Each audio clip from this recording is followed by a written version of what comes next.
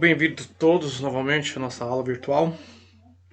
Como eu disse para vocês ontem no WhatsApp, houve algumas mudanças e diria que iria comunicar isso a vocês hoje. Então, quais são as mudanças? Na verdade, não tem exatamente quais são as mudanças, mas você pode já prever devido o decreto do reitor. O reitor baixou uma normativa dizendo que as aulas do segundo bimestre devem ser presenciais. E para ser presenciais, é preciso que o governador lance um novo decreto permitindo que essas aulas aconteçam. Então, ou seja, há um impasse. De um lado o reitor quer que seja presencial e do outro o governador proibiu a aula presencial. Então, o que acontece? Para aqueles professores que conseguiram concluir o primeiro bimestre, na carga horária, no conteúdo e das notas, como é o meu caso, hoje, com essa atividade de hoje, eu consigo fechar a carga horária. Conteúdo e nota da mesma forma. Então, consequentemente, nós cumprimos o que a Instrução Normativa 80/2020 da UEG pedia. Agora, o que fazer? Na verdade, nós não sabemos. Quarta-feira agora vai haver uma reunião virtual. Essa reunião virtual deve ser apontado alguns direcionamentos. E com esses direcionamentos nós vamos saber o que fazer. Até o momento, o que acontece? Houve a suspensão das aulas online.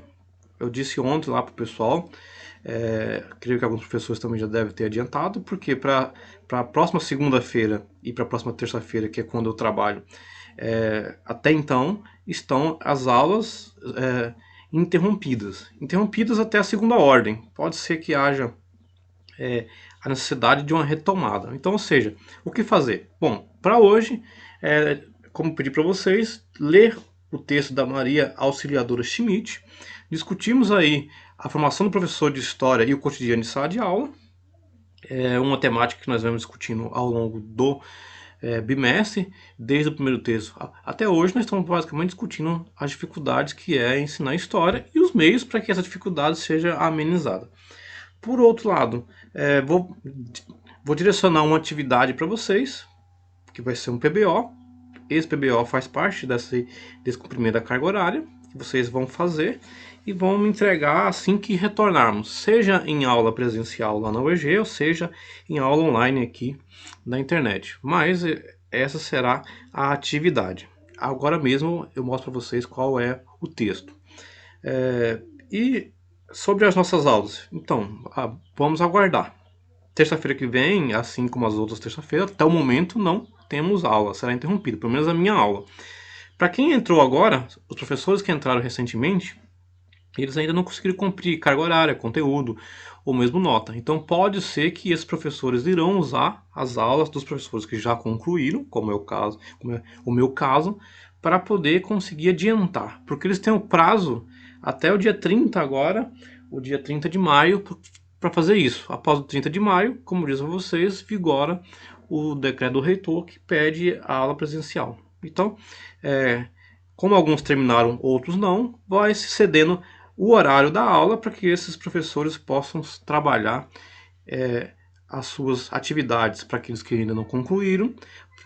Para os alunos que deram problema, e isso foi relatado para o coordenador do campus e para o Instituto de Educação, já foram tomadas as devidas providências e também tem esse período para que esses problemas sejam resolvidos.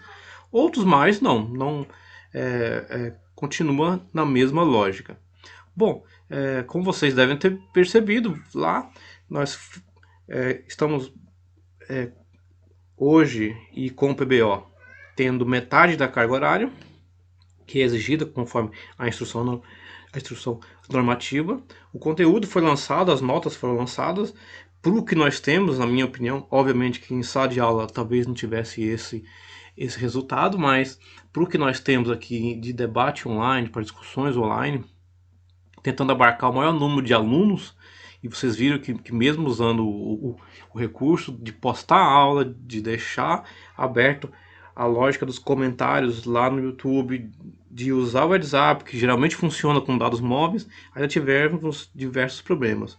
Então, por isso, eu optei por aqui, não por usar as aulas em classe virtual, até porque muitos entrariam, cairiam, vai e vem, tem que ficar todo o trabalho. Então foi essa lógica que funcionou, sempre aconselhando e prezando pela leitura dos textos. Eu disse a vocês que é importantíssimo ler os textos, né? Passado essa turbulência, essa pandemia, esses problemas todos, a leitura do texto ajuda você a pensar a sua aula de história, a pensar a sua aula de modo geral.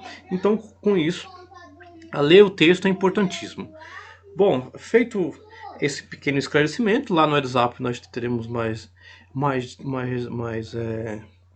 esclarecimentos ou tentativa de sanar dúvidas que vocês tenham. Vamos para o texto. O texto é da Maria Auxiliadora Schmidt, como vocês estão vendo aí em tela, retoma alguns problemas que nós já discutimos, e essa retomada faz com que a gente reforce ou amplie a nossa capacidade de conhecimento. Como vocês estão escutando ao fundo, sempre tem uma música, né? Um galo, criança. Estou trabalhando em casa, vocês também devem ficar em casa para se proteger. E logo no início aqui a autora diz para nós, né? Seja como for, a aula de história pode tornar-se um pensamento em informação que continua a se criar diante dos alunos ou antes com os alunos. A proposta do ensino de história, como eu fui questionado durante as aulas e depois aqui também, as aulas presenciais, depois aqui online, como ensinar um ensino de história? Como desenvolver um ensino de história? Bom, na verdade não tem uma receita, não tem como fazer, não tem um livro de receita dizendo ó, faça isso que você vai ter sucesso para ensinar história ou qualquer outra coisa.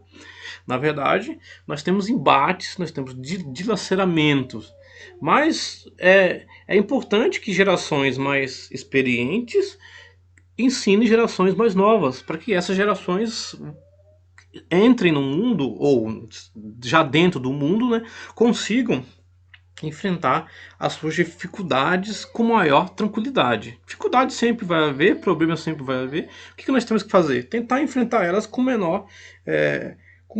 com menos dificuldade. Com menor dificuldade. Então, com isso, a autora vai discutir aqui nessa primeira página, basicamente, assim como nas outras aulas, vou tentar sintetizar para que a aula não fique muito grande, muito enorme, né? Acaba que são 7 páginas cada artigo, mas essas 7 páginas, por mais breve que eu tente ser, acaba me tomando 60 minutos, ou seja, 1 hora e pouco. Aqui, mais uma vez, vou tentar manter essa lógica de uma aula menor, até para não cansar vocês e a mim também, que é diferente, muito diferente de você estar em sala de aula do que ouvindo somente um vídeo e passagem do texto. Mas enfim, tentando cumprir essa missão, vamos lá. Nessa primeira página, a autora vai dizer para nós da importância da modernização do currículo, que é um tema recorrente que nós discutimos a todo instante. Por que da modernização do currículo? Conforme a sociedade avança, seja um avanço traumático ou um avanço de benefícios, a sociedade caminha, ela não está estática, ela não está parada, ela avança. E com isso, o currículo sofre mudança. O currículo é um processo. O que eu tenho que aprender? Eu tenho que aprender coisas que respondam às minhas necessidades. Então, esse é um elemento que vai aparecer constantemente. Então, a formação do professor e a sua qualificação, ou seja, qualificação e atualização do professor é algo constante. Assim como a modernização do currículo. A autora usa a palavra modernização, né, um conceito na verdade, mas aqui podemos entender que o currículo deve transformar, porque o currículo tenta responder às necessidades das pessoas. E o professor, obviamente, alguns usam o termo de que o professor tem prazo de validade. Eu não sei se isso se casa totalmente, mas o professor, se o currículo deve se manter atual, atualizado, o professor da mesma forma, ele também deve manter o quê? Deve manter a sua qualificação, deve manter a sua atualização, porque a cada momento chega uma nova geração com novas necessidades, com novos embates, com novos elementos. Então, consequentemente, para atender isso, ele não pode ficar o tempo inteiro com, no passado, alguns diziam, o caderninho amarelo, né? Um único caderninho. Ele pode até usar o mesmo conteúdo, mas ele vai ter que ampliar esse conteúdo, vai ter que adaptar esse conteúdo e fazer com que esse conteúdo tenha efetivamente sentido na vida dos alunos. Então, ou seja, para responder a pergunta, como ensinar história? O ensino de história tem que ser aquele ensino que traga sentido, que traga alguma motivação aos alunos. Então, a autora vai dizer para nós que mudanças foram feitas, mudanças aconteceram aqui na formação do professor de história, até mesmo no ensino de história, e isso é reconhecível. Contudo, ainda não conseguiu alcançar de forma plena as séries iniciais. As séries iniciais ainda sofrem com uma, uma formação no ensino, um ensino de história pautado dentro de uma perspectiva ainda tradicional. Bom, ou seja, um insucesso do ensino de história, segundo a autora, vocês podem ver aqui, é, segundo ela, né, devido ao descaso que vem a educação sendo sofrida, isso aqui é na década de 90, né, mas parece que encaixa novamente na atualidade, o descaso das autoridades governamentais para com o ensino. É um negócio que a gente sempre debate, sempre discute e infelizmente, né, vemos sofrendo. E aí ela entra na questão do dilaceramento e do embate. O que deveria ser então esse dilaceramento e esse embate?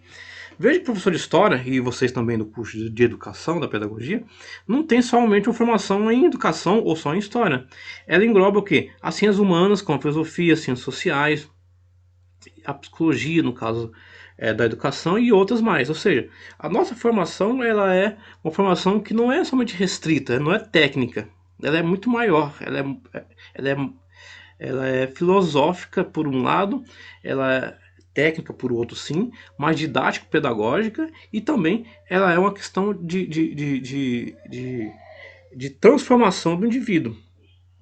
Então, a formação dos indivíduos, dos professores, ela não se restringe apenas a um campo específico, mas são diversos campos, e isso já traz para ele uma certa dificuldade, um certo dilaceramento. Por outro lado, a sua condição enquanto pessoa contribui para isso, porque ao terminar, geralmente a pessoa termina a graduação, segundo a autora, e eu concordo com ela, são poucos que caminham ainda nas especializações, são poucos ainda que caminham nos mestrados, nos doutorados. E por que são poucos que vão para isso? Porque poucos dispõem de tempo, de dinheiro para investir nessa qualificação. Por mais que a universidade seja pública, você pode fazer uma especialização, mestrado, doutorado em uma universidade pública. Isso exige tempo, exige dinheiro. E na sua condição, enquanto pessoa, onde você tem que conciliar profissão, família e progresso cultural, segundo o autor, é algo contraditório. Por que algo contraditório? Porque para você ter ampliação profissional, melhorar profissionalmente, você tem o quê? Fazer estudos contínuos. Isso exige tempo e dinheiro. A família também exige tempo e dinheiro, e o progresso cultural exige tempo e dinheiro. Então isso é contraditório, segundo a autora. Porque ou você faz uma coisa ou você faz outra. Ambas ao mesmo tempo geralmente não trazem, não conseguem ser conciliadas. Então a imagem do professor fica nessa entre aquele que traz, enquanto um profissional da ciência, algo que traz mudanças, algo que milita em determinados campos, mas por outro lado é alguém também que está amarrado à sua própria condição social, à sua própria condição humana. Então, essa imagem do professor, segundo a autora, já é uma imagem que nos diz muito sobre nós. Qual que é o desafio? Esse é o desafio, né?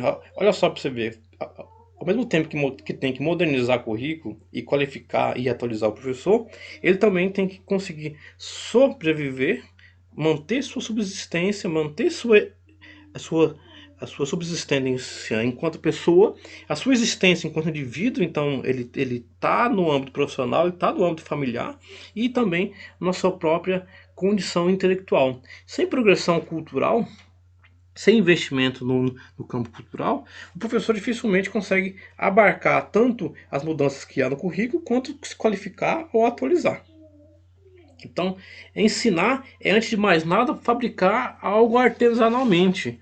Quando nós falamos então em como ensinar história, nós estamos falando em produção intelectual. O professor vai ter que sentar, conhecer do conteúdo, conhecer dos alunos e dos elementos normativos, para a partir disso, como está na próxima página aí, conseguir desenvolver sua produção intelectual.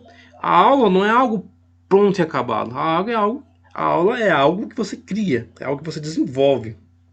Então, espera-se que o professor seja promotor da união entre competência acadêmica, que é aquilo que ele aprendeu na universidade, com competência pedagógica, ou seja, dominar aquilo que ele possa transmitir com convicção, com competência.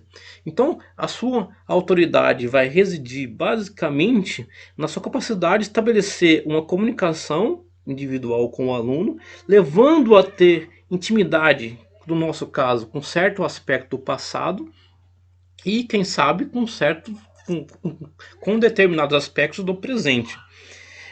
E aí esses elementos estão dentro que de um conjunto tenso. Por que um conjunto tenso? Se por um lado o professor tem essas problemáticas, todas que eu descrevi a vocês, os alunos do outro lado não são diferentes. Os alunos também sofrem embates. Sofrem embates porque tem que vencer exames, vencer julgamento dos colegas, vencer o julgamento dos próprios professores. Ele tem que ter sucesso por um lado, mas por outro ele tem que entender o conteúdo em informações, formar um currículo, ler livros, dominar materiais didáticos, que muitas vezes, por um lado, é difícil, é complexo para ele, assim como para vocês certos conteúdos aqui são difíceis, para eles também lá o serão. E, ao mesmo tempo, esse conteúdo, em certo momento, sobretudo para a idade de alunos que estão no processo de formação, porque na universidade nós estamos trabalhando em tese com alunos já formados do ponto de vista biológico. Mas e lá, onde a mudança biológica ocorre na mudança cognitiva. Então o conteúdo se torna desinteressante. Nós já discutimos isso na outra aula. A dificuldade que temos de conseguir achar o conteúdo de história interessante e bom para avançar. Então, o professor de história ele tem que se preocupar, por um lado, em exteriorizar aquilo que ele aprendeu e que continua aprendendo, e com isso tornar explícito o seu pensamento, a sua emoção, ou seja, o professor é alguém que torna o conhecimento algo romântico, algo interessante, algo bacana, porque se ele próprio não acreditar naquilo que ele ensina, naquilo que ele está mostrando aos outros, como é que o aluno terá? Tem esse aspecto. É um aspecto afetivo. Não afetivo numa relação de pessoas próximas, afetivo no sentido de de uma certa dose de apego, de admiração por parte dos alunos. Essa relação pedagógica faz com que o espaço da sala de aula entre professores e alunos seja um lugar de embate, porque ao mesmo tempo que você causa admiração, você também causa repulsa, porque você está querendo mostrar para o aluno uma coisa que em tese para ele não tem sentido.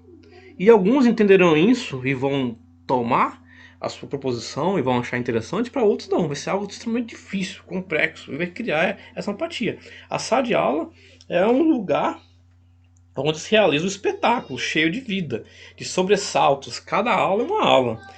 E nesse espetáculo aí da aula, nessa dose de apego, admiração, por outro lado, de desprezo e frieza por parte dos alunos, o professor deve fornecer a matéria para raciocínios, ensinar a raciocinar, mas acima de tudo, ensinar que é possível raciocinar.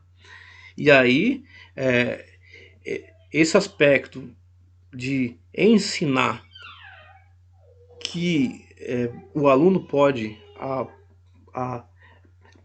pensar, vai fazer com que ele atinja um dos fatores fundamentais do ensino de história, que é tomar temas em problemáticas. Nós discutimos também isso em outras aulas passadas, né?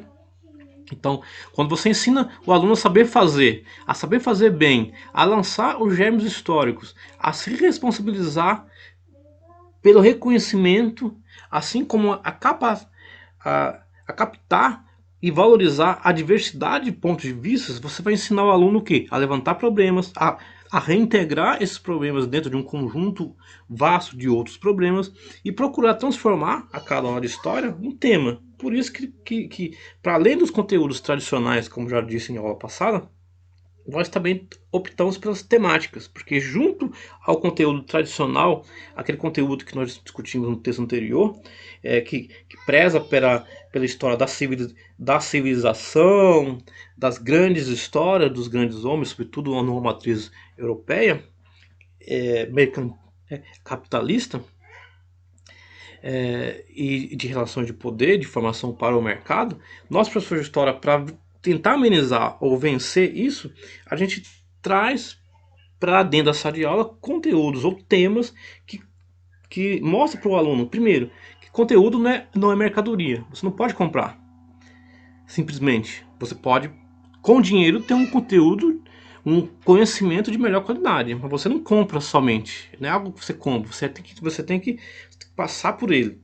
E outra coisa, conhecimento não é dom. Então conhecimento não é nem mercadoria nem dom, mas é algo conquistado, é algo adquirido, é algo construído. Obviamente que de acordo com a sua condição econômica, pode ter maior ou menor qualidade, mas é algo conquistado, construído, em que você tem que se dedicar. E aí, diante desse elemento, a sala de aula é um lugar de tensões, porque ao mesmo tempo que você tem que mostrar que você, enquanto professor de história, é o eco de outros que já produziram conhecimento, você professa algo que você aprendeu. Por outro lado, você também se demonstra como produtor desse conhecimento, então você também é criador desse conhecimento. E, ao mesmo tempo, na relação didática, na relação pedagógica, você tem que tentar ensinar o aluno a pensar, a ele mesmo criar, a ele mesmo ter autonomia. Então, a relação de teoria e prática, ensino e pesquisa, ela é o elemento que traz a interlocução entre professor e aluno dentro desse lugar de tensão que é a sala de aula. Então, basicamente, trazer o conhecimento que você aprendeu na universidade para a sala de aula é um aspecto que a autora chama de transposição didática, que está na próxima página aí, né? E o que é essa transposição didática? A transposição didática é o processo de criação. Você pega algo que você aprendeu e que está num nível elevado, que é o nível acadêmico, e de acordo com a idade, com a série, com as particularidades da sua escola, sua sala de aula, da rede a qual você está trabalhando, pública ou particular, você vai fazer o processo de transposição. Ou seja, transposição é a criação. Você vai fazer o processo de criação. Pega algo que está ali e transformar para que o aluno, dentro das suas condições, consiga aprender. E é um processo de criação. E não é um processo de redução simplesmente. Eu pego algo muito grande e reduzo para que o aluno entenda. Não. É um processo de transmissão em que o aluno esteja dentro. Então, para que as queixas, os embates, os desânimos frente ao conhecimento tenham efetividade, tenham efetiva amenização, você consiga vencer isso e trazer o aluno para dentro da vontade do querer saber, você tem que transformar o saber científico em um saber ensinável, em um saber que seja possível de ensinar. E isso é um processo de criação, e não um processo simples, é um processo complexo. Por isso que a aula, vocês devem saber, para que você grave uma aula, você tem que pedir permissão. É necessário pedir permissão, pedir autorização, porque é uma criação intelectual do professor que se propôs a desenvolvê-la. E aí, com isso, a autora fala de alguns elementos técnicos aqui, que eu vou passar para que vocês reforcem aí. É, Na didática geral, você tem o aspecto metódico, o aspecto didático, pedagógico, dentro da didática geral. Ele tem um significado de ser uma prática racional. Então, qual que seria então o método didático, a técnica didática, o recurso didático, o material didático, ou a estratégia de ensino que eu uso para poder desenvolver? Bom, são várias, mas todas elas têm um ponto em comum. Ela vai se referir a um conjunto de ações necessárias para atividade didática. Que a atividade didática tem por intuito ensinar o aluno lá a pensar. Então, ela tem dentro da didática geral, da didática geral, esses elementos de meios para conseguir ensinar tem um sentido de prática racional. E essa prática racional tem um objetivo determinado, que é fazer com que o aluno pense, se insira dentro do processo da sua criação, da sua transmissão e, claro, da sua fixação do saber. Bom, são vários exemplos, tanto a autora cita aí, como eu vou falar para vocês aqui, são vários exemplos. Qual o método adequado? Bom, o método adequado é aquele que consegue atingir o seu fim, que é ensinar o aluno. E dentro dele existe técnicas, existe recursos, existe estratégia, existe articulação, objetivo, objetivo. Ou seja, mostrar para o aluno que não vem nada dado. Você não aprende alguma coisa de modo dado. É algo que você, com muita prática, com muita dedicação, você se desenvolve dentro dela e cria. Então, tanto o ensino quanto a aprendizagem são atos criativos. São atos de criação.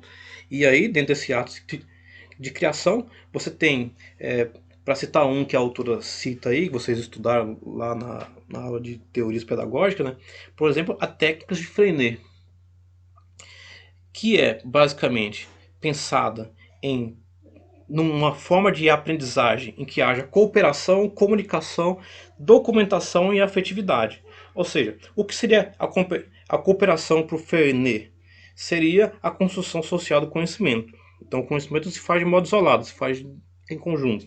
Seria a integração do saber, tanto aquele que aprende como aquele que cria.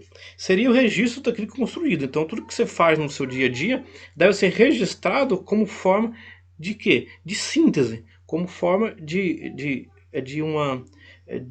uma inscrição histórica que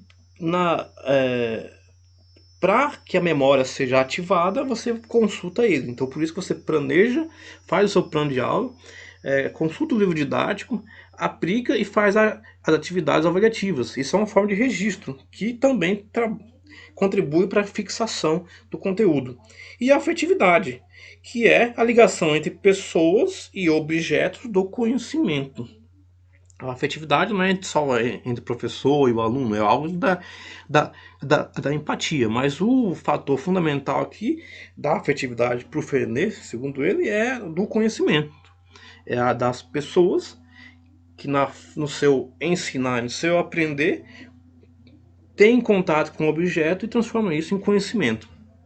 Então, o método, basicamente, de ensino é um conjunto de ações racionalmente práticas, né? Então, há uma diferença aqui em método de pesquisa e método científico. O método, enquanto aspecto didático, técnico, enquanto aspecto pedagógico, tem dentro do conjunto das suas rações aspectos racionais práticos para a obtenção de um resultado, e nesse caso é o aluno aprender. Você conseguir ensinar e o aluno aprender. Dentro desse método aí, você tem técnicas que são o uso de recursos, então você pode, como a autora diz aqui, você pode, por exemplo, dentro desse aspecto, usar um recurso didático, que é a utilização, por exemplo, de filmes através de um videocassete, né, ou de data show, nem assim por diante, mas não somente o filme, você pode usar uma charge, você pode usar um documentário, você pode usar uma foto. Existem diversas técnicas. Técnica basicamente é o uso do recurso didático para a efetivação. E dentro dele, os recursos materiais, que inclusive o professor está dentro dele. Quadros, giz, sala de aula, etc., recursos tecnológicos que nós estamos usando agora, são os elementos que estão entre aqueles materiais para a ação didática. E nas estratégias, como eu disse para vocês agora há pouco, são os meios, né? Quais são os meios? Aula expositiva, aula dialogada, videoconferência e assim por diante. São elementos que você usa de meios, né, para expressar e interagir. Então, basicamente, a transposição didática seria, nessa parte especificamente, do procedimento histórico, né, uma forma de realizar dentro da sala de aula a atividade do ensinar história, de articular elementos constitutivos do fazer histórico, do pensar histórico, com o fazer pedagógico.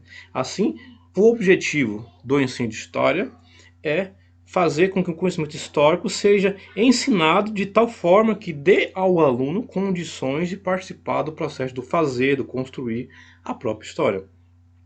Que o aluno possa entender que a apropriação do conhecimento é uma atividade em que se retorna ao próprio processo de elaboração do conhecimento.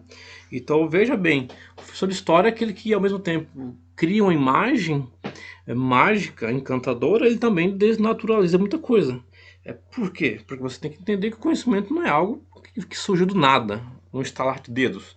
Ele é, na verdade, algo construído historicamente. Todas as formas de conhecimento são construídas historicamente. E para os alunos que chegam nas séries iniciais, talvez isso ainda não seja muito claro, né? Na verdade, na universidade, muitos ainda não entendem isso, né? Que conhecimento, transmissão, oposição ao conhecimento é algo muito dolorido. Pensar dói muito. É algo de dedicação, algo sofrido, dramático. Para quem está fazendo TCC aí, está percebendo isso. Então não é algo natural, não vem naturalmente. Você passa horas, dias, meses, anos, uma vida inteira para produzir um fragmento de conhecimento. E aí, nessa complexidade, cabe aos professores, primeiro, desnaturalizar e, segundo, conseguir transformar isso em alguma coisa aplicável. Então, a transposição didática do fazer histórico pressupõe, entre outros procedimentos, que se trabalhe a compreensão e a explicação histórica. E dentro dessa, para que o aluno tenha essa educação histórica, destaca-se a problematização, o ensino e a construção de conceitos que permitam ele perceber as relações causais, permitam o aluno perceber o contexto temporal, permita que ele tenha o privilégio da exploração de documentos históricos, para a partir disso ele próprio conseguir, dentro da sua originalidade, da sua particularidade, da sua história de vida, entender e apreender a explicação histórica. A explicação histórica, na verdade, é uma problematização dos temas da vida. Faz parte do nosso dia a dia, da nossa vida. Então pode significar desde as coisas mais simples, ou seja, da capacidade de problematizar o elemento mais simples e construir isso, ou transformar isso em um objeto de estudo, as questões mais complexas. Questões por que, como, onde, quando, que são das crianças, que são de qualquer curioso, de um intelectual que quer descobrir sobre tal coisa, são fundamentais. Então, na prática, na sala de aula, a problemática acerca de um objeto de estudo pode ser construída a partir de questões colocadas pelos historiadores, mas também a partir da própria representação dos alunos, ou seja, da forma como eles entendem a vida no seu dia a dia. E aí é a hora que você entra para dar significado. Então, um nome próprio dele mesmo, o nome da escola, o nome da rua, o nome do bairro, uma data cívica, a construção de material e assim por diante, enfim, todos os elementos são elementos que podem ser problematizados e pode ser construída uma resposta para que dê um fundamento. E com isso, se o aluno entrar dentro disso enquanto responsável por essa busca e também por querer saber por que tal elemento é assim e não daquele outro jeito, ele vai estar dentro desse processo da educação histórica, que é a capacidade de problematizar porque as coisas são do jeito que são. E isso dá um sentido para ele. Por que dá um sentido? Porque ele vai começar a sofrer um processo que nós historiadores chamamos de terapia temporal. Ou seja, terapia temporal. O que é terapia temporal? Eu tenho uma dúvida sobre tal coisa e consigo resolver essa dúvida quando eu historicamente investigo ela. Então, eu vou deixar de lado as determinações finalistas de causa, acontecimento e consequência. Tal elemento é por causa disso. Não, não é somente por causa disso. Seria muito simples falar que tal coisa acontece só por causa disso. A explicação histórica é muito mais complexa, é muito mais múltipla, é muito mais profunda. E aí, a grande dúvida nossa, a grande dúvida dos alunos, e que nós tentamos resolver, porque é uma dúvida nossa também, é sobre os tempos históricos. Muito mais do que as determinações causais, É importante levar o educando a compreender as mudanças, as permanências, as continuidades, as descontinuidades, e com isso você vai trazer para ele uma noção na para a vida e para a educação histórica, que vai exigir de você, professor, uma atenção maior, mas ao mesmo tempo vai estabelecer interrelações sociais, culturais, educacionais, mas que permite o aluno compreender o processo temporal. A compreensão do processo temporal ou a compreensão dos processos de mudança social é um procedimento histórico que comporta o quê? Preocupação, construção, historicidade e contextualização.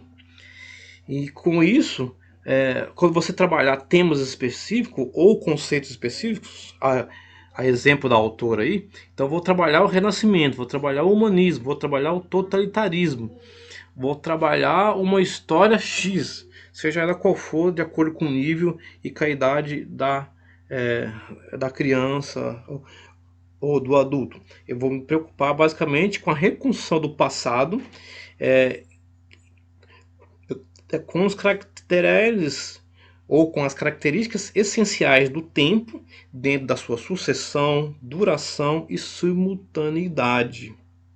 É essa relação, e às vezes a gente vai estabelecer periodizações, e essas periodizações de recorte para a sala de aula. Então, para a sala de aula faz uma periodização e um recorte, mas esse recorte não impede que o aluno leve isso para a própria vida. Ele vai desenvolver capacidade de síntese e dominar elementos que permitam ele compreender, explicar e, e perceber as múltiplas temporalidades, e isso é ensinar cronologia para ele, para que ele perceba a importância de certos elementos da vida dele. Ou seja, além dos conceitos tradicionais do ensino de história, como eu já citei, renascimento, humanismo, totalitarismo, ditadura militar, etc., a escravidão, etc., você vai trazer certos temas, e esses certos temas, por mais recortados que sejam, ao ser relacionados com outros temas que estão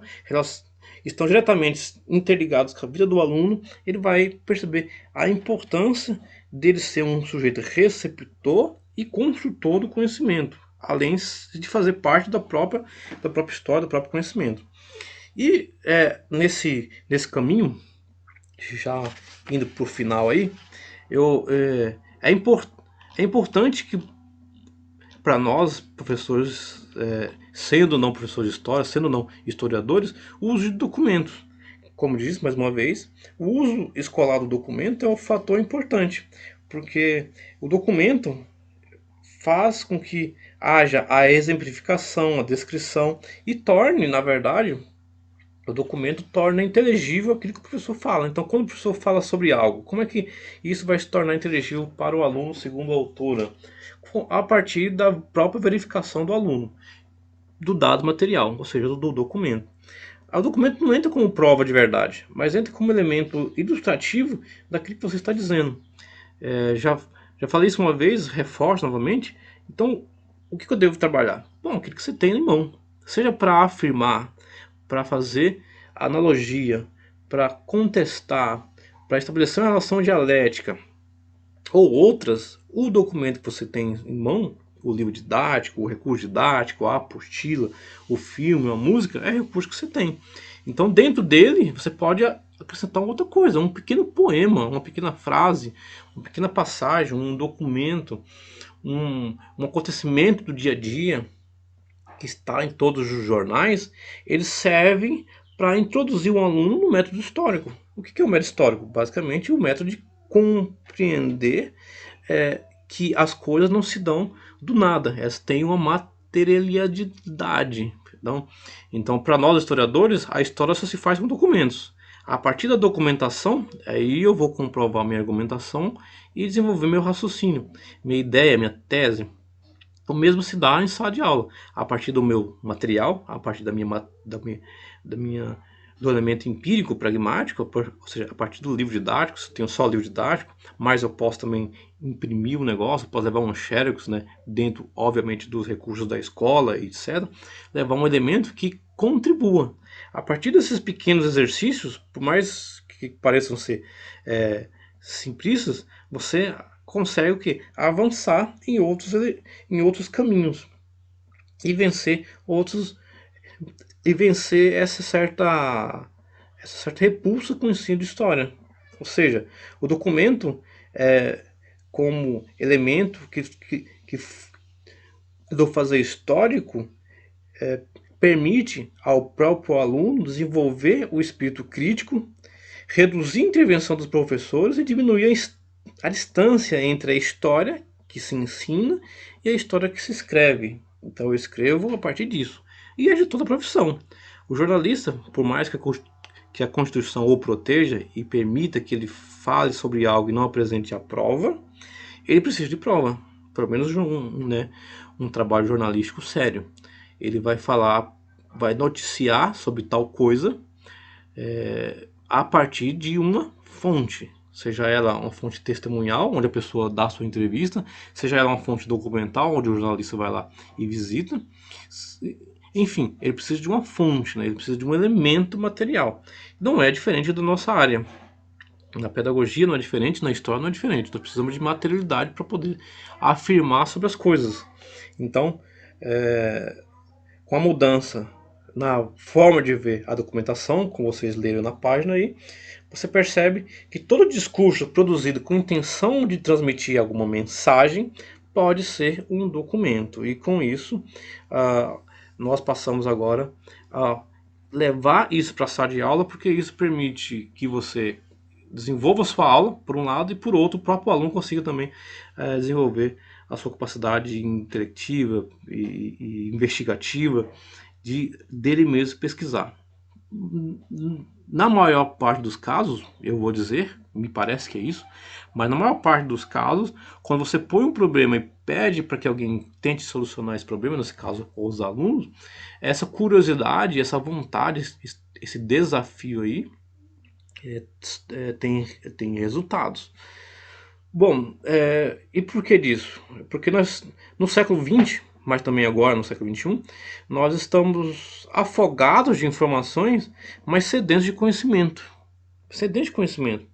Então, isso significa que, apesar do crescente aumento da informação e dos meios de difundi-las e questioná-las, ocorre paralelamente um aumento da distância entre os que sabem e os que não sabem articulá-las, pensá-las e refleti-las.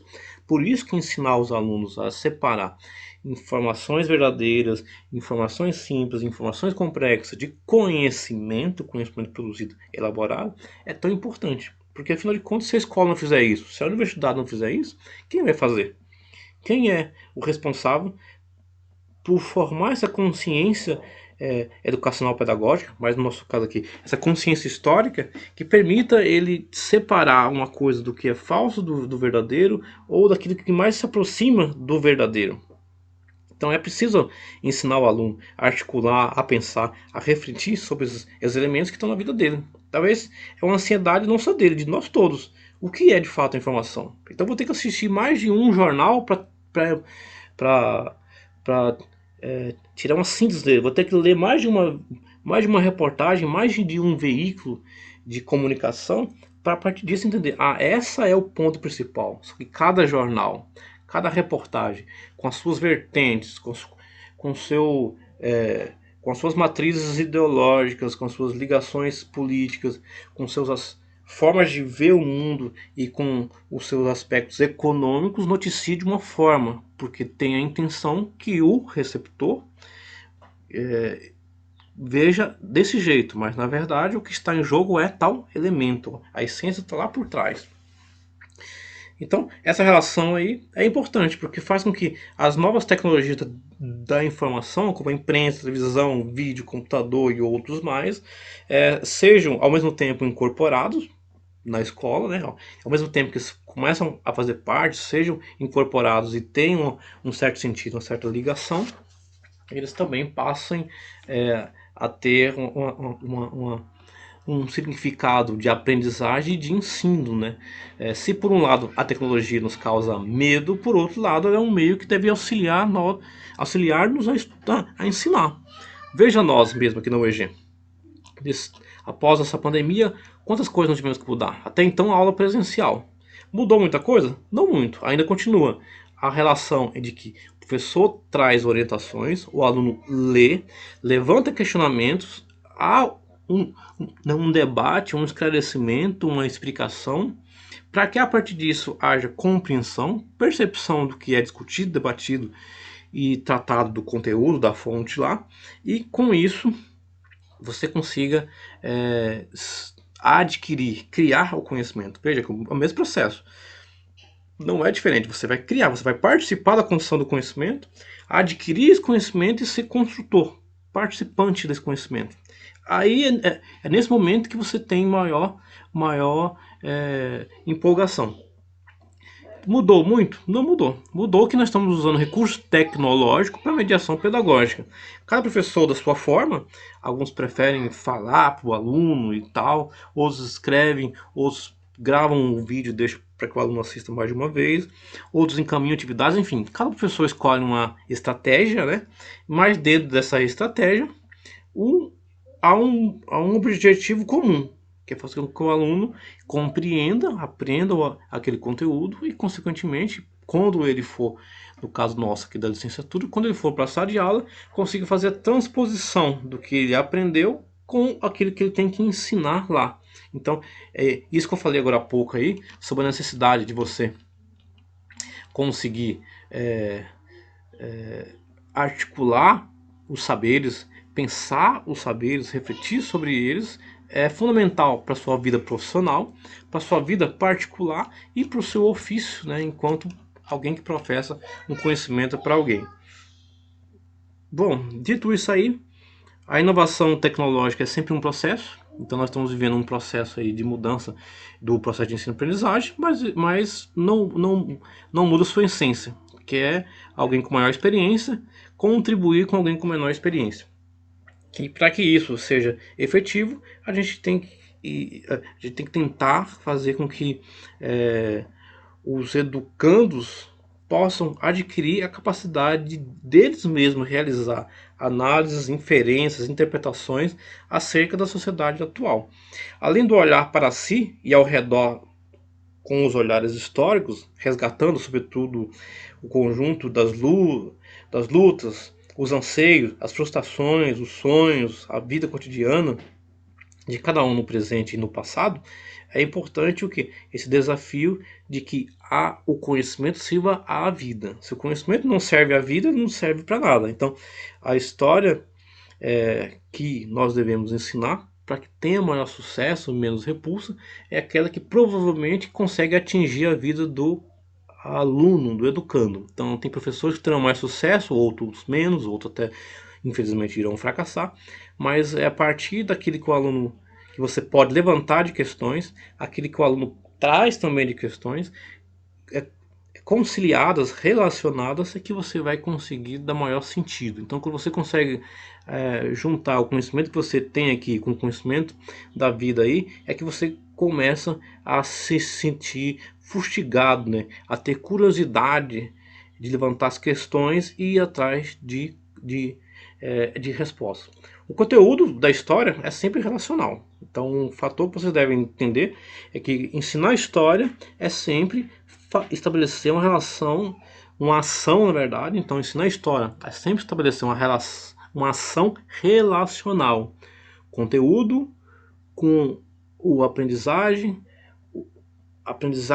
com a vida e com aquilo que se aprende e assim por diante. Então, o grande desafio do professor de história, por mais que não pareça, é ensinar o aluno a ler, né? Quando ele consegue ler, e não só ler, mas entender, ele começa já se aproximar da educação histórica. Quando ele lida com documentação, e dentro dessa documentação consegue identificar onde, quem, por quê e para que foi escrita essa documentação, e isso é um método histórico.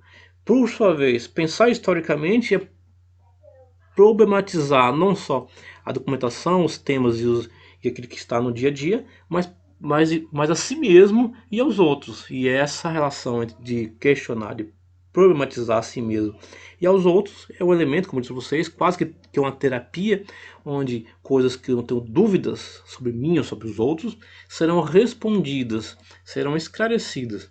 E para isso, obviamente, mais uma vez, eu estabeleço uma relação, seja para contestar, para afirmar, para fazer associação, para fazer analogia, para negar, mas sempre eu estabeleço uma ação relacional, ok?